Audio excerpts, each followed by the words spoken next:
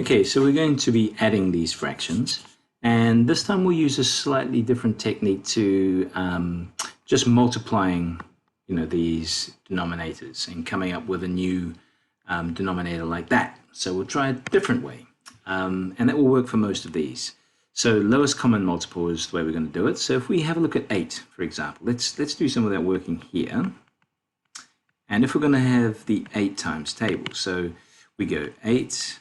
We go 16, we go, 24, and we go 32. Okay, and then we try the 12s.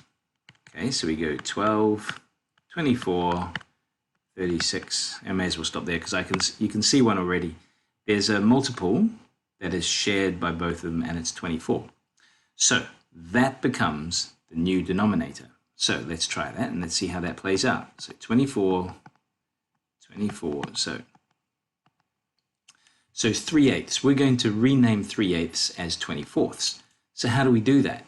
Well, how do we get from 8 to 24? Well, according to this, it's times 1, times 2, times 3. So it's the 3's. So we multiply 8 by 3. So whatever we do to the bottom, we have to do to the top. Whatever we do to the denominator, we must do to the numerator. What is 3 times 3? It's 9. Here, we multiply by 2 to get the denominator of 24. So we multiply the numerator by 2, and we get 14. Okay, so this gives us, again, we're working in 24ths now, so the denominator doesn't change. The numerator is 9 plus 14, so that's 23. Can we simplify? No, so that's the answer. Let's try the second one, slightly different. If I look here, I can quickly see that 5 is a factor of 20. So the way that looks if we do the lowest common multiple method is this. Here are the 5 times tables, right? So 5, 10, 15, 20. And if we do the 20 times tables, the first one is 20. So immediately 20 becomes our lowest common multiple.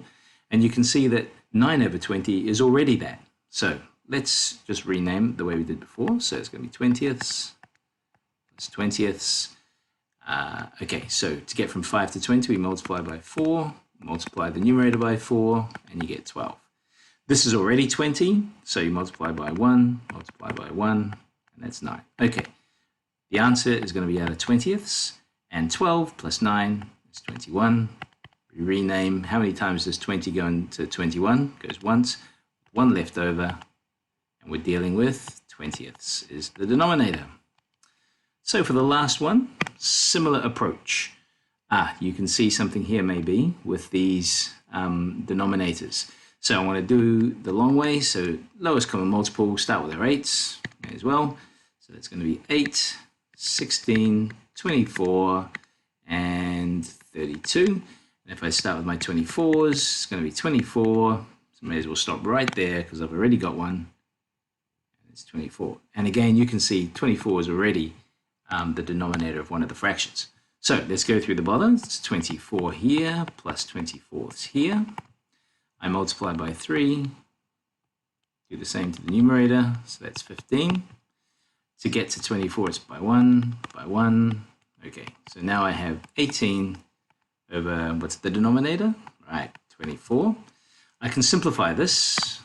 So if I'm very clever, I might be able to see that dividing by 6 is useful. And so that becomes 3 over, what is that, 4? Yep. And so the answer is 3/4.